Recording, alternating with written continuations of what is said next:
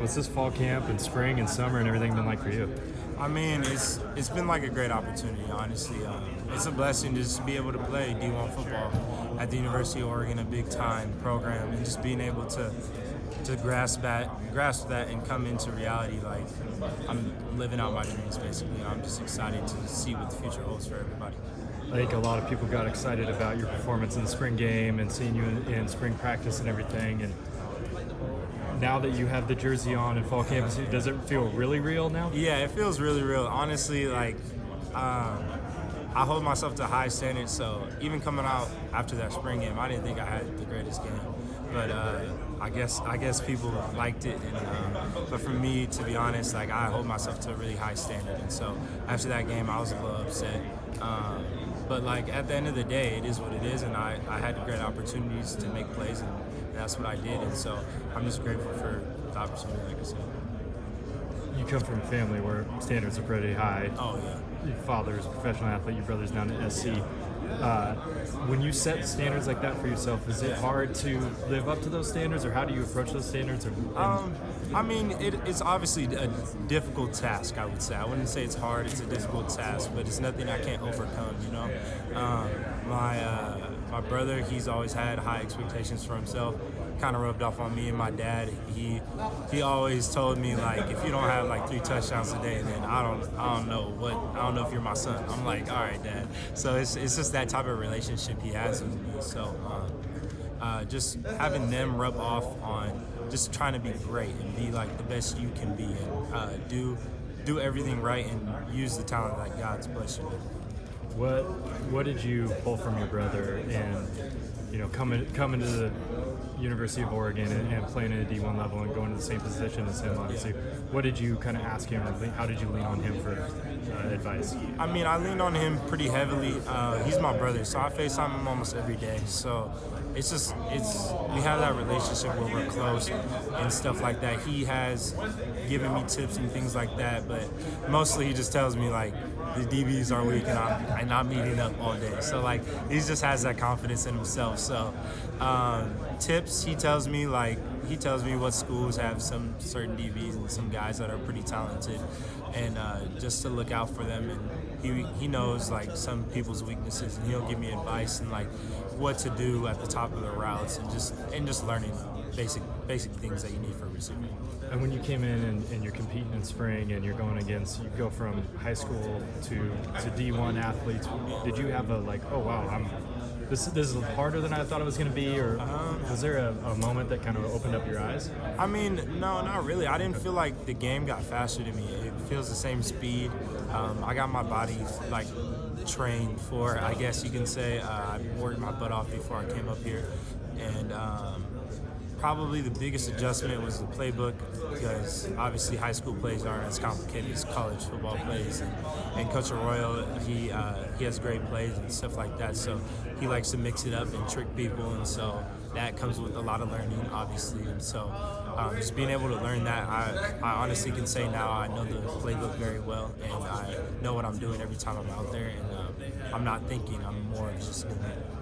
So what's been your biggest growth? I guess just absorbing everything. But from when you stepped onto campus to now, your first day of fall camp, what's been your biggest growth? My biggest growth is probably my mental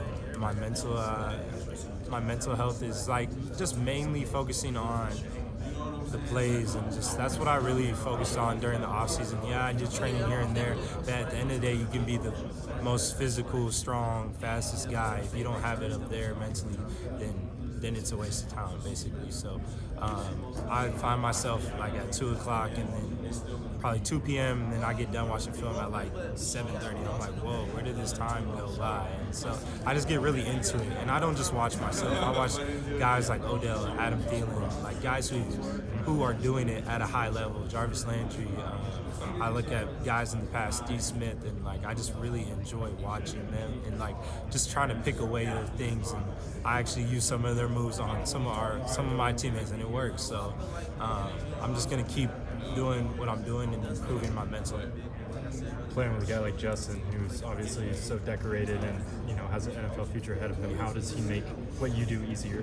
I mean, like, this guy, like I said earlier in the interview, like, he's a machine. Like, this dude I've never seen a quarterback that can put it on the money 99% of the time. And that 1%, if he doesn't make it, you can see him like clap his hands, get frustrated with himself. It's just like he's a perfectionist, and if it's not perfect, he doesn't like it. He leads by example. He tells us what routes he likes, tells us what he wants us to run and stuff like that. And it's just like, I remember, I'll just give a quick example. He said, "I'm your jug machine." Like, I was like, okay, this guy has a candy, because I was like, bro, like, you're gonna throw at your arm. He said, "I'm your jug machine." I was like, okay, all right, Herb, like, you, whatever you say. So he's definitely he's a character, and I think people don't know this, but he's a goofy guy. And he's really cool. I enjoy being around him, and his presence is really good.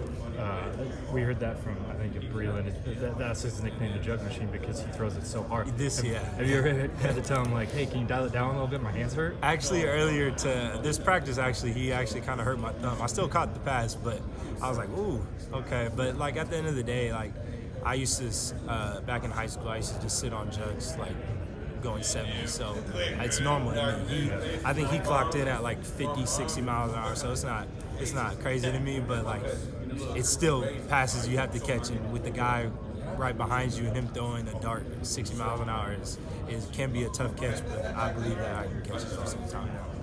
He had some games last year too where he was so laser on point. He would turn it, the receiver would turn balls right there, and you have to be ridiculous. Ready. Have you experienced that yet, where you turn the balls already in your gut? It's already like right here. I'm like, okay, thank you, Herb. Like, great pass. Like, I tell him, I'm like, Herb, did you throw that? He's like, yep. I'm like, okay, that was a hell of a pass, bro. Like, it's just like things like that. He's just an extremely talented guy, and like I said, he's a humble guy, humble character. And if he throws a bad pass, he says it's on him. It's like, dude, you're about to be the number one pick. Like, what are you saying it's your fault for? Nothing's your fault. So it's great to be like around him and stuff like that, and just his character overall is just great.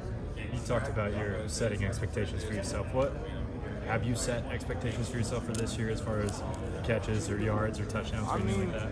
Yeah, I mean, like, the expectation is to play, start. I mean, like, start is a big word, obviously, as a true freshman, but like, I have expectations that are through the roof for my mental health and mental.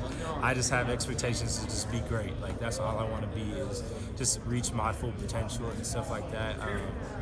I would love to see 1,000 yards as a true freshman. I mean, like, at the end of the day, it's a big leap, but at the end of the day, I feel like I can accomplish goals like that.